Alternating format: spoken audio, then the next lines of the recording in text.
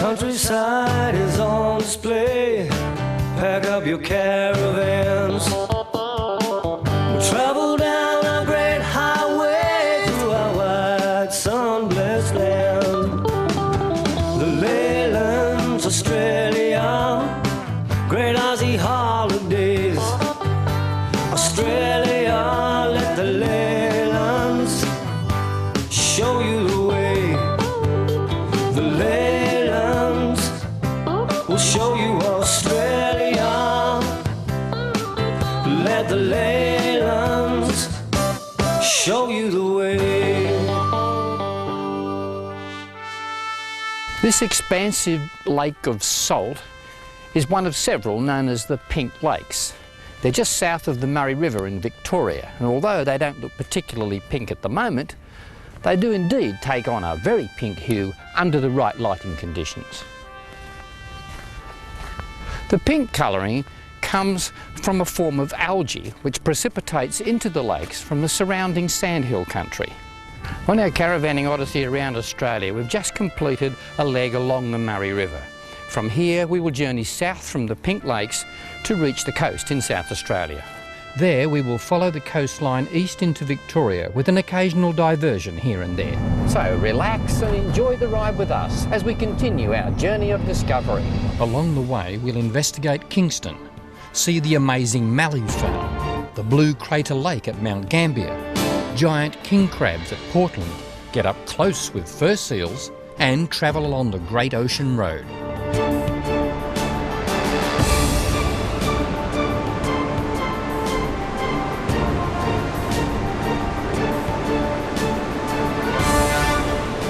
In 1840, the ship Maria was wrecked off this coast. 26 survivors scrambled ashore only to be massacred by the Aborigines. 2 of the Aboriginal instigators were rounded up and hanged for their part in the slaughter. And from such bloody beginnings, a coastal town developed. The creek here today bears the name Maria, and for a while the town was known as Maria Creek. The name was later changed to Kingston. Kingston today is a lobster fishing port, a fact which can hardly be overlooked when entering from the north.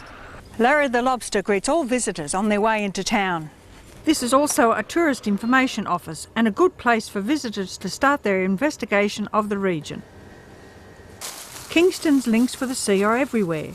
This impressive lighthouse has been restored in Kingston, although it was originally built at Cape Jaffa, 22 kilometres away. The lighthouse served as home to lighthouse keepers and their families for 3 months at a time. It was constructed on a reef, which was usually covered by the sea. The lighthouse operated for more than 100 years, playing host to its exclusive group of occupiers. Today its doors are open to all visitors. During the time the lighthouse was in operation, 2 families lived here with their children, and this was their living quarters. Just 2 levels, 1 for each family. I can imagine it would have been a rather interesting lifestyle. Interesting perhaps, but any romantic notions which today's visitors may have would be a far cry from the reality of repetition and endless maintenance. One year when a staff changeover was taking place, a storm rolled in and they got caught here before they could get out, which left 6 adults and 12 children all in this one small building. The view from the observation platform 30 metres above the ground is magnificent.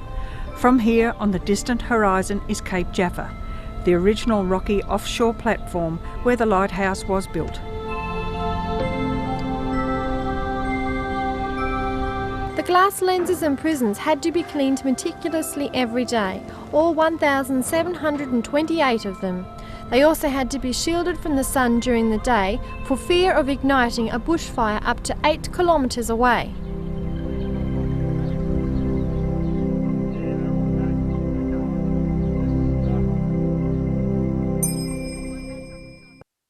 As a major port from which crops were shipped, it seems appropriate that Kingston is home to an amazing collection of old-time tractors. Many of them are in full working order too. Known as Kev's Collection, the old machines have been lovingly restored by retired farmer Kevin Goy. So what made you get into this? Well, I suppose I've been driving tractors since I'm 8 years old. Yeah. And I always had an ambition to have a collection of tractors. It was only going to be Fordsons. But when I started collecting and got serious about 10 years ago, I decided that I'd go for everything that was available. And instead of having about 20, I finished up with 130 odd. All of Kev's tractors work, but not all are fully restored. Kev is determined to make that his life's work. Those that he has finished are like new. This is a 1939 9N Ford with a Ferguson system. They call them a Ford Fergie. Made in the United States of America. This one's also made in England, but it's the major. This is a Chamberlain 55 KA, made in Western Australia. They were the biggest of the kerosene Chamberlains. This is a C model Alice Chalmers. I bought that all in pieces up in the Barossa Valley. This one here is a John Deere Model A, 1944 model, twin cylinder, and the row crop. And it also has, it's very rare because it's got the isolating front axle.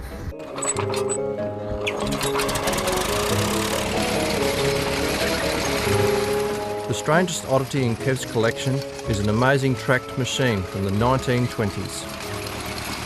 Today I've forgotten to wear my watch, but here in Kingston, that's not a problem.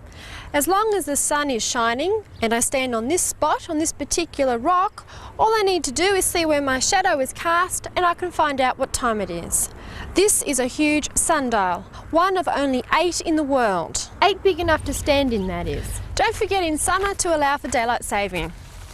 On the outskirts of town, local retired farmer Vern McLaren invites us to visit a portion of his former sheep farm, which he still owns and has set aside as a wildlife sanctuary. On the way to the centrepiece of his sanctuary, he stops off to show us a recent discovery, a wedge dam built by pioneers. I was cutting a walking trail through and I just followed these little trails and it finished up in at the waterhole. So the animals have been watering there for donkey's years undetected. We're still trying to find out who built it and when, but it's a ripe old age. It's probably been there 100 years. Well, certainly back to the pioneering days. When Vern cleared vast areas of mallee scrub for grazing in the 1950s, he became aware of the need to preserve sections of natural bushland for the sake of the unique animals which live in them. The remarkable Mallee Fowl thrives here in protected isolation. These amazing birds build huge mounds of rotting vegetation to assist with the incubation of their eggs.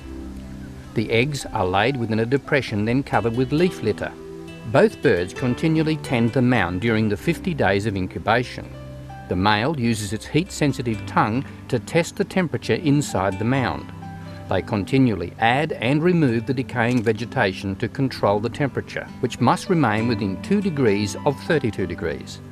Mallee fowl are an endangered species as a result of habitat loss and excessive hunting in the past for their sweet-tasting white meat.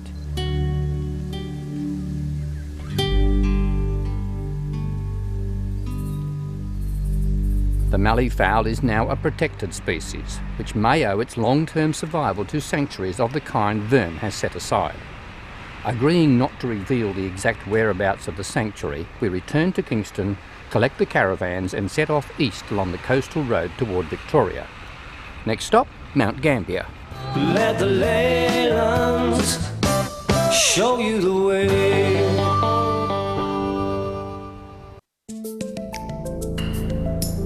The city of Mount Gambia, with a population of 23,000, is situated at the base of an extinct volcano.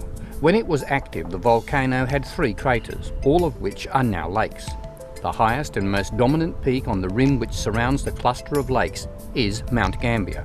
It is visible from the ocean and was first seen and named from the deck of a sailing ship.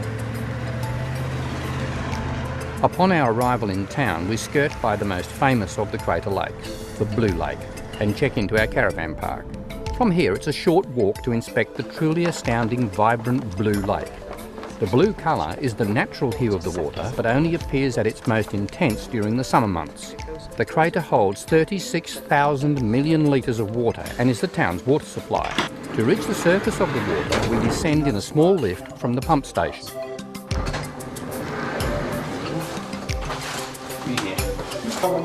A long, narrow tunnel cut through rock connects the lift with an inspection platform where the water is drawn out and our guide demonstrates the high pressure in the pipe. Carmen and I decided to cycle around the Blue Lake to view it from lookouts around the rim. When the cooler weather arrives, dead algae which precipitates to the bottom during summer is more clearly visible, creating a cloudy grey-green colour. At the height of summer, it appears so blue, it's difficult to believe that someone has not added dye to the water. In the van park, Mel and I meet a fellow Round Australia traveller, Margaret Wharton from Brisbane. My daughter was panic-stricken that I would be really lonely, and of course I haven't been. It's been absolutely wonderful. How far do you think you would have travelled? I'd be guessing at about 18,000 kilometres so far. But of course I've got... Yes, it is. Yeah, it is. Yeah. But I've had... I've been very independent, but there's always been someone there to help me if I've needed help. Have you had any breakdowns on the way that you've been concerned with on your own? Yeah, no, I haven't had any bothers at all. I cracked a windscreen, but I was able to have that mended. Just the travelling part was a bit lonely, but once you got there, you're still meeting up with other people and then re-meeting people. You know, you sort of travel on another 500 k's and you come into a caravan park and there's Joan and Fred from way back in Broome or whatever, you know. You've made friends while you've been... Yes, wonderful friends, yeah. Friends that I will have, I think, for a lifetime, yes. I feel a bit sorry for the people that are sort of still sitting at home thinking about it. If you're well enough and you're able to do it, just get out there and do it, you know, like it's not that difficult. It's a big country, but there is very few places that you go more than 150 kilometres without something. I remember stopping one time to take a photograph on the Nullarbor, and along came a lovely couple. I would say they were in their 80s, and they stopped and called out, "Can we help you?" You know, they didn't realise I was taking a photo of the one tree bending over on the Nullarbor. But there they were, out there doing it, you know, like in their 80s and truffing along the Nullarbor, you know, and having a wonderful time. So I think you've just got to make up your mind, get out there and do it. Yeah, we've got a beautiful, beautiful country. Yeah, I'm proud to be Australian. Yeah, I really am. Margaret, like so many others, is not only discovering her own country, but is also now part of the friendly fraternity of caravanners and travellers who are each on their own great adventure. We continue our journey of discovery in the main street of town. Here, many of the prominent buildings are made of limestone bricks, which seem appropriate since the city is sited over a huge limestone block up to 300 metres thick. Limestone and dolomite rock has been used as a building material for more than 100 years and is still quarried on the outskirts of town. To cut properly squared off blocks, a perfectly flat surface must be prepared. It is commonly called Gambia limestone and is now more popular than ever. It's also cheaper than bricks as a building material. Normal wood-cutting saws and machinery easily slice through the creamy white calcium carbonate to create oversized bricks called ashlars.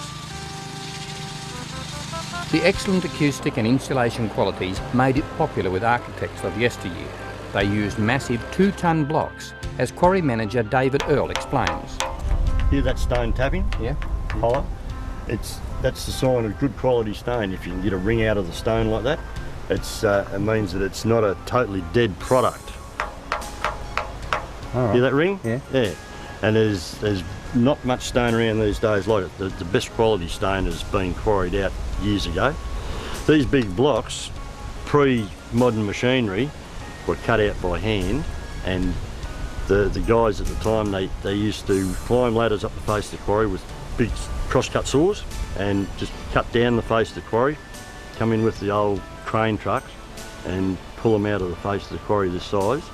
They were then carted to town, and the stone that went away, for instance the Parliament House in Adelaide, the big blocks would get on site and the stonemasons would then cut them down to the size that they needed to build in the walls of the buildings. The massive limestone deposit under the ground at Mount Gambia is responsible for filtering all the water which ends up in the Blue Lake, and it's the pure, iron-free water of the Blue Lake which is a critical factor in the manufacture of superb handmade fine art paper. The main ingredient is cotton rag. The rags are cut into small pieces which are then beaten to a pulp in the pure water. Papermaker Kevin Smibbett has perfected the process, which in principle has remained unchanged since it was first discovered. The Chinese, who invented paper making a couple of thousand years ago, used to make their moulds with strips of bamboo parallel to one another and sewn together with silk.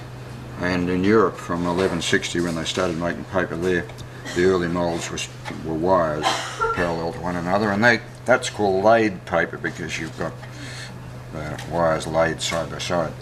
And that's called a deckel, which happens to be a German word meaning lid, and it's used all over the world. And all the deckel does is hold the pulp in there. Now you can't make pulp. You can't make paper with pulp unless it's quite dilute. So there's a lot of water in there, not a lot of pulp. You take a charge of that and then let it drain. Now the book tells you to give it a shake. I have always found that if I give it a shake I ruin the sheet of paper, so letting it drain. Cotton doesn't drain as readily as does wood pulp, but you can see it going out of there. And there's your sheet of paper. Of course I have done that once or twice and it's fallen off. And there's your sheet of paper. Alvin, a former farmer and artist himself, has built a number of labour-saving machines of his own design to produce his fine quality paper, which is revered all over the world by artists seeking the very best. Fine art deserves fine paper, and this is possible in part due to the high quality of Mount Gambia's water. In the heart of town is a collapsed limestone cave now known as Cave Gardens, which was the original source of water for pioneering settlers.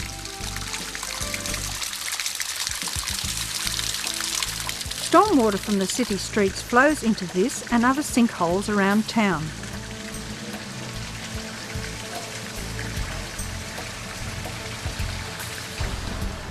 The best known sinkhole in town is often called the Sunken Garden. Amazingly, this perfectly laid out garden paradise was the work of James Umferston in 1886. It then formed part of his property and he beautified it as a private retreat for his family. It is now open to the public every day.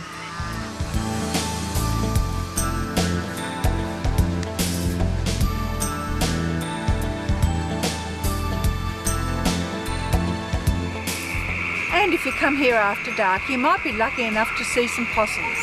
The common brush-tailed possum enjoys the floodlit gardens as much as the visitors do. Probably because, like us, most visitors bring fresh fruit to feed to these furry marsupials.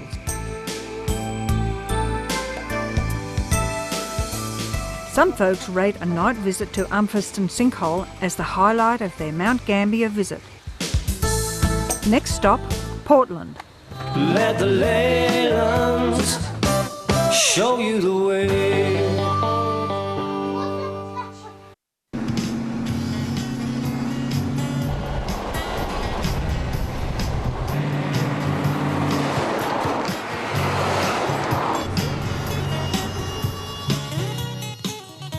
Portland is nestled around one of Victoria's most picturesque deep-water ports. It has a rich history dating back to 1829, when a sealer, William Dutton, built a house here and used it for 12 months. It was settled in 1834 by the Henty brothers, thus making it the oldest settlement in Victoria. The Hentys built a whaling station, and Portland became very active for about 8 years as a whalers' and sealers' port.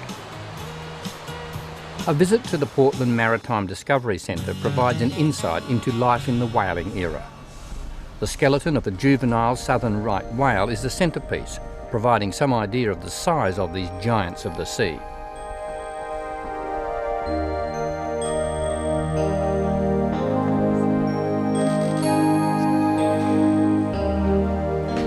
These whales were named as the right whale because they were the most sought-after prize by whaling men. Most of the centre is devoted to the strong links with the sea, which are the backbone of Portland's character.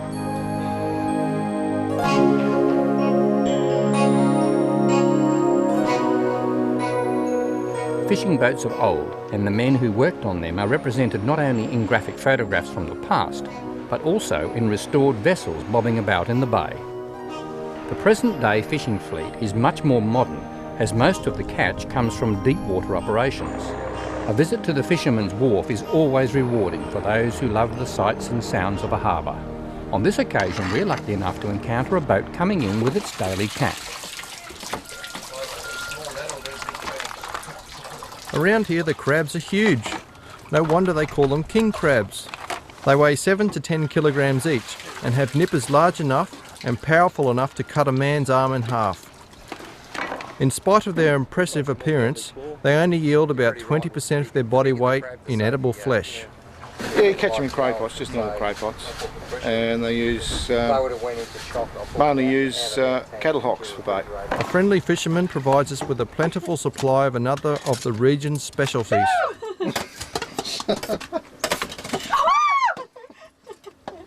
The bugs are a lot more lively than the king crabs. After drowning in fresh water, they're cooked for a few minutes in boiling salt water to provide a seafood feast, which we readily consume back at the caravan park. Yeah, just test. I didn't think you'd like bugs. They're nice flavour, aren't they? They're nice, strong flavour. They're not. Yeah, this one's overcooked. See that? Why waste them? Cape Bridgewater, just 20 kilometres from town, was once an island volcano. A small settlement nestled in the sweeping Bridgewater Bay is a good place from which to investigate the region's fascinating natural features. To reach them, we use a portion of the Great South West Walking Track. It's more than 250 kilometres in length and takes about 1 week to complete. We have allowed enough time to explore about 5 kilometres of the track. Looks a bit crazy, doesn't it, having a drink of water out of a rock hole on the coast. But this is not seawater, it's fresh water. In fact, it's quite unique in a way because in this part of the country where there's very little surface water, what rain does fall precipitates down through the soil and ends up on a rock shelf. It flows along the rock shelf and comes out here on this cliff as a natural spring. This is one of dozens of springs along this section of coastline which end up filling these rock pools. Back in the old days when they had cattle in this area, when the droughts were on, they used to drive their cattle down here to get a drink of water at the rock hole. And the water itself, beautiful. Curiously, green vegetation fed by abundant fresh water thrives on the cliffs in difference to the pounding brine of the ocean.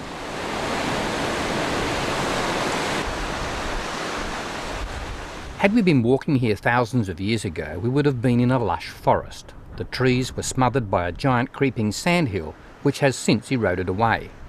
The timber decayed long ago, but sandstone castings of the trees remain, a petrified forest.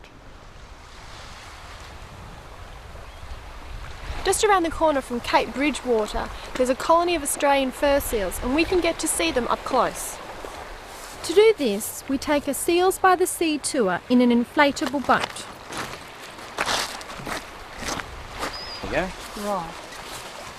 Weather permitting, Joe Austin, a professional abalone diver, runs the tours every day. Today is perfect.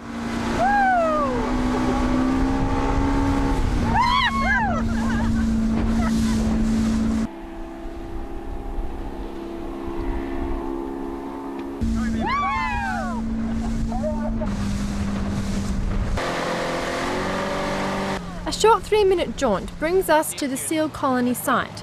This is the home of approximately 650 seals. It's not a breeding colony, so pups are rarely seen here.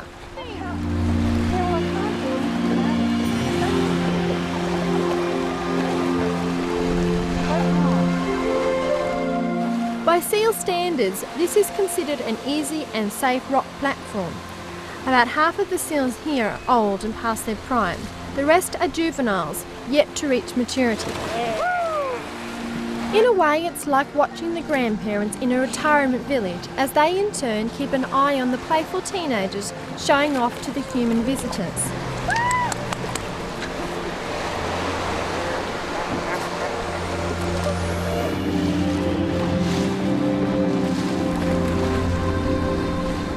Their underwater antics provide endless entertainment, but observing them through the viewing box can be tricky.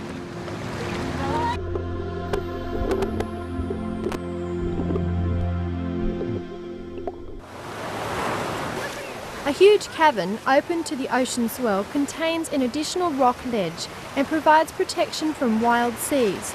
This seems to be where most of the retirement village is located. All too soon, it's time to return to Portland. Next stop, Port Fairy. Let the Leylands show you the way.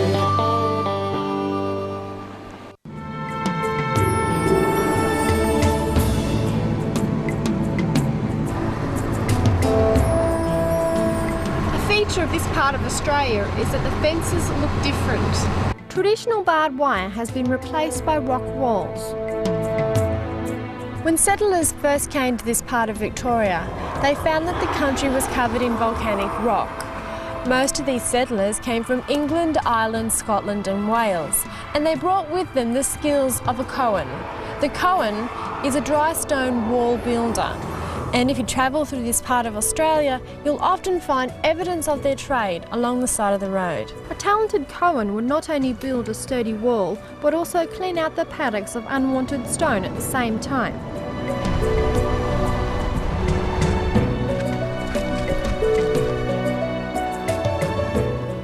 On a farm near the old township of Codrington, an enterprising couple have converted their old machinery shed into a replica of a country store from yesteryear.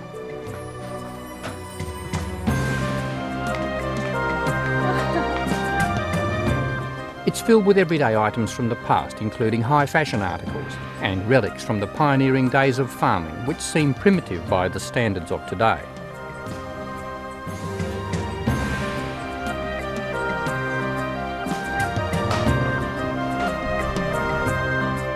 They also serve refreshments including homemade scones. A pleasant diversion on our way to Port Fairy. Another stopover on the windswept coastline brings us to a spot known simply as the Crags.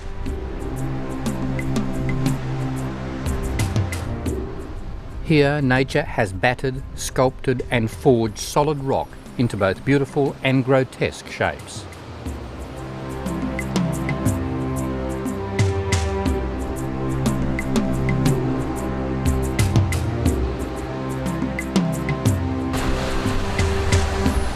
The cold waters of the Southern Ocean, thick with kelp, surge endlessly through the jagged rocks of the crags, still sculpting, still eroding.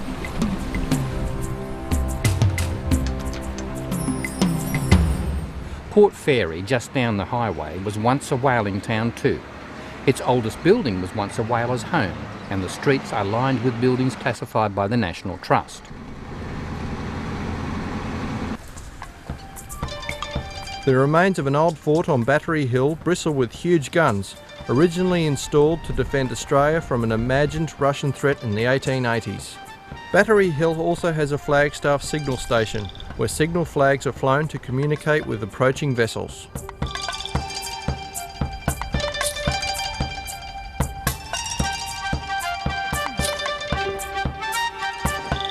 Port Fairy is on the Moyne River, and at the head of the Moyne River is an island. To reach it, you cross this causeway.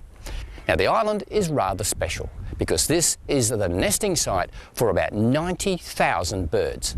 They're commonly called mutton birds. Their proper name is shearwaters. Now you come here during the day like this and you won't see them because you see they have burrows in the sand, and it's in those burrows that the chicks are waiting for the parent birds because the parent birds are out to sea fishing and hunting. The best time to see these birds is in the evening, on dusk, when they all return to their burrows.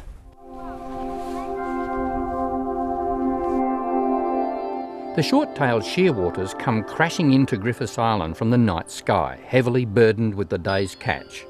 Incredibly, they manage to find their own nesting burrow among the thousands and feed their youngsters away from the prying eyes of the curious folks who wander out most nights to watch. Even more amazing is the fact that these birds migrate each year to the tip of North America on a round trip of 15,000 kilometres. That's not all. They even use the same burrow they occupied the year before. Occasionally a bit of excavation is necessary to clean up the entrance. Next, we pick some wild fruit. Let the Leylands show you the way.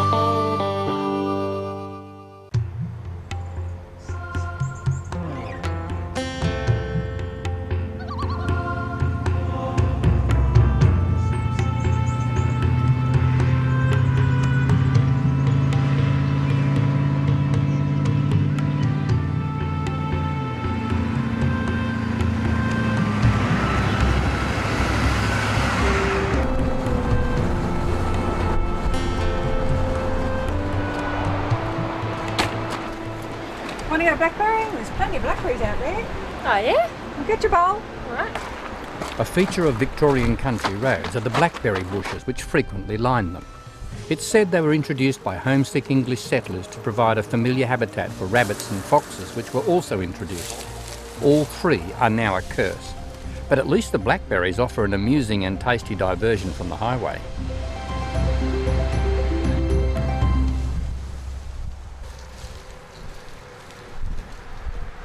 Haven't done this since I was a kid.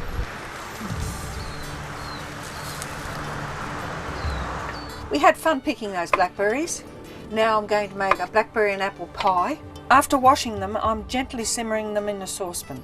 I just want it so they're just slightly cooked. All the juices are now running out of the blackberries and there's no need to add water. Use between 4 and 6 apples. I'm using these Granny Smiths. They're fairly small, so I'm using 6 of them. What you do is core and peel them and then chop them up and put them in your saucepan. When I was a kid, we had our own apple trees and I used to always peel the apples for Mum. I always used a knife, I never used a peeler. I just got used to using it that way and that's the way I like to do it now. To the apples, add a cup of water and 1/3 of a cup of sugar.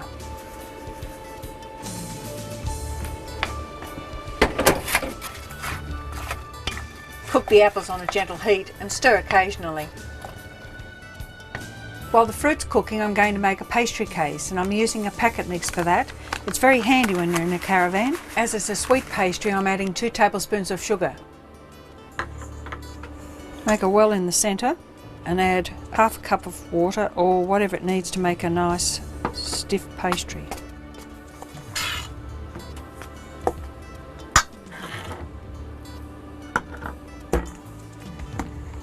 Turn it out onto it. Just knead it gently for a few minutes. Cut off 1/3 of the pastry and that's for the lid.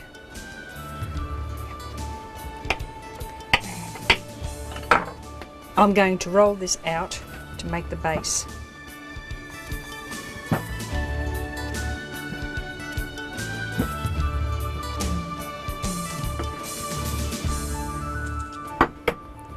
Place the pastry onto your pie dish.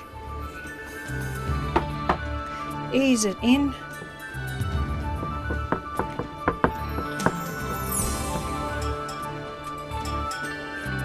Trim the edges with a sharp knife. I'm adding the blackberries to the apples.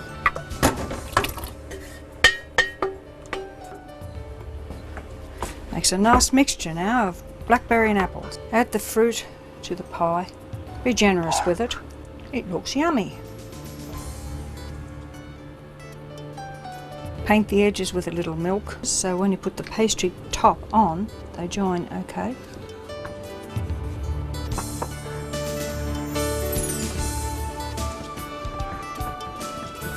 The finishing touches are mostly decorative. Brush some milk over the top and then sprinkle some sugar. And the last thing to do is punch in little holes in the top. This lets any steam out. Place the pie in a moderate oven and cook it for about 30 minutes or until it's a nice golden brown.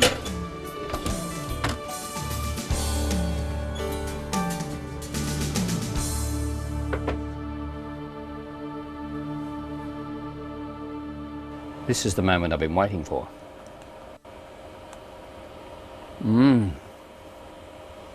Oh yeah, that is really lovely. And I think it tastes so much better because we picked our own fruit.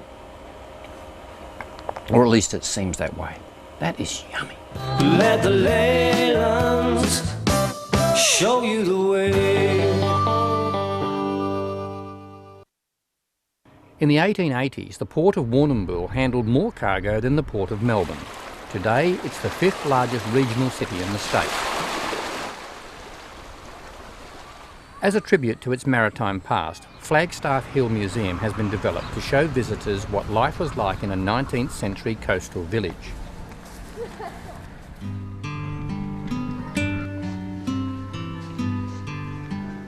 Visitors can view a fascinating collection of marine paraphernalia, including impressive model ships, or walk the streets of the recreated village.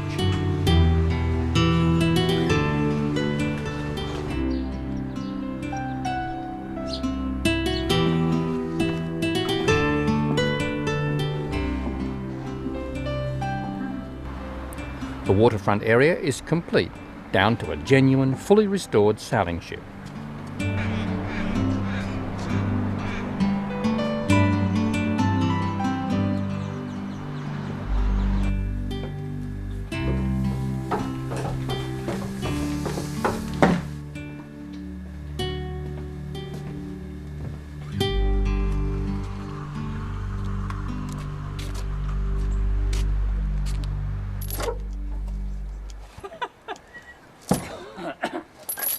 See how it is with two.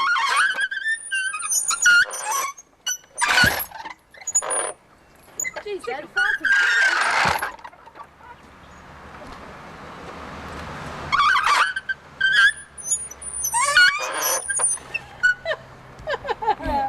Well, there's more rope comes out of this one.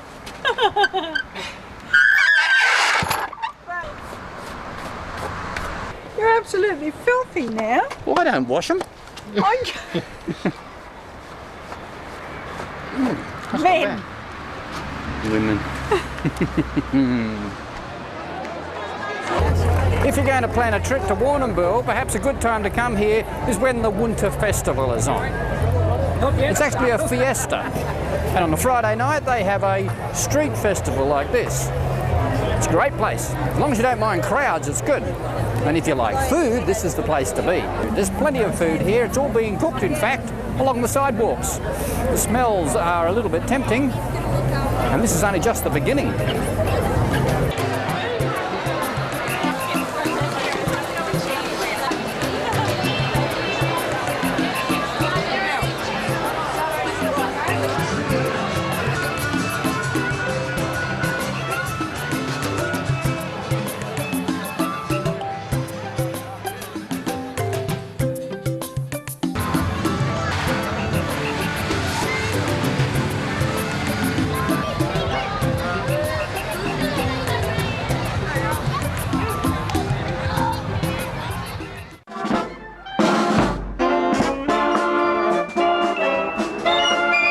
The three-day festival concludes with a street parade next morning.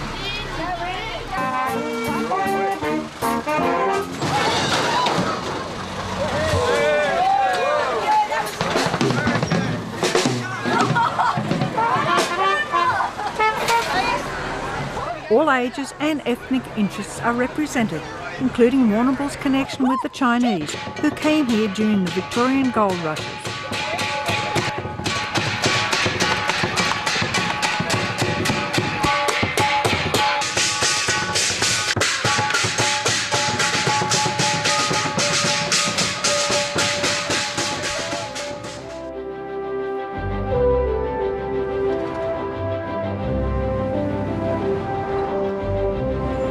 Back on the highway, we embark upon the last leg of our journey along the Victorian southern coastline. The Great Ocean Road is possibly the most sensational drive in the country, accessing remarkable outcrops with exotic names like London Bridge. The ruggedly beautiful coastal scenery around Port Campbell is the best of the best.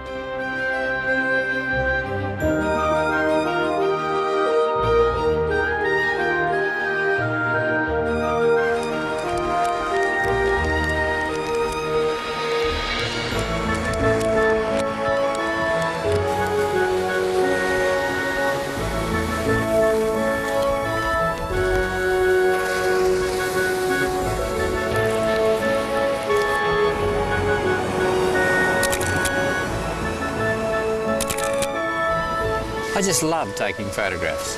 And when you're in this part of the world where you've got the Great Ocean Road and all this fantastic scenery, you simply can't miss, especially when you've got good light as well. From time to time on their television show, you might have noticed we do take a lot of pictures, and the reason is that we don't just make this TV series while we're travelling around Australia, we also produce our own magazine. It too is called Leyland's Australia, and we produce that from in the caravan. Each edition of our magazine is a collection of pictorial essays featuring unique Australian destinations. Good photographs are critical, but no more so than the carefully researched text, which is designed to provide as much useful information as possible to both the armchair traveller and those who wish to collect it as an aid to planning their own great adventure. What are these ocean shots? Lorraine and Carmen select the photographs and carry out the research. Robert is proofreader, and I do what I love to do, the writing. Here. And also we've got a fair...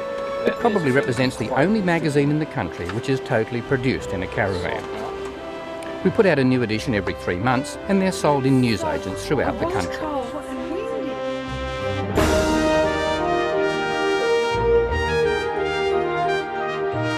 The rugged coastline of the Great Ocean Road is not only full of natural drama, but also has its share of human drama too. On a perfect day like today, it's hard to imagine that this gorge, known as Lockhart Gorge, could be anything other than perfect like it is now. But on the 31st of May 1878, there was a storm raging outside those heads there, and a sailing ship come to grief. The ship was the Lockhart. Of course, the gorge now has that name. There are only 2 survivors from the shipwreck, Eva Carmichael and Tom Pearce, and at the time they were both just 18 years of age. The Lockhart was on its way to Melbourne, having left England 3 months earlier. The steel-hulled ship carried huge amounts of general cargo and 54 passengers and crew. Captain Gibb had been expecting to reach the coast soon, but bad weather forced the ship too far north. She struck the rocks of Muttonbird Island about 4 o'clock in the morning and sunk rapidly. Tom Pearce made it through the gorge mouth and struggled ashore, but quickly returned to the sea when he heard the faint cries from Eva Carmichael. She was clinging to a spar and was very weak. He dragged her cold and terrified form through the surf to safety. They sheltered in a cave, lulled to sleep by the warming effects of a bottle of brandy, which had also survived from the cargo. The cave is known as Eva's Cave to the legions of tourists who visit the fateful gorge. A second cave, where Tom sheltered temporarily before rescuing Eva, is called Tom's Cave. The sombre headstones at the Lockhart graveyard above the gorge are a graphic reminder of why this is called the Shipwreck Coast. Amazingly, this magnificent peacock from the Minto pottery in England was found intact in the same gorge where the lacerated and dismembered bodies of 52 people littered the beach in 1878. The Shipwreck Coast it may be, but the scenery alongside the Great Ocean Road is also a perfect example of nature's handiwork. None more impressive than the 12 Apostles. We return to the highway and resume our journey east as we travel through the heart of one of Australia's greatest natural wonders. Our great caravanning expedition is not over yet. Ahead is at least another year of our odyssey around Australia.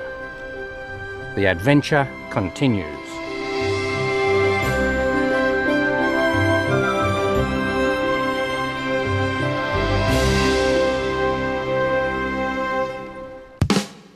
Countryside is on display.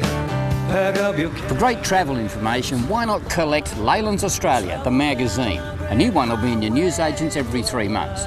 If you like our TV shows, you'll love the magazine. The Leyland's Australia, great Aussie holidays. Australia, let the Leylands show you the way. The Leylands will show you Australia. Let the Leylands show you the way.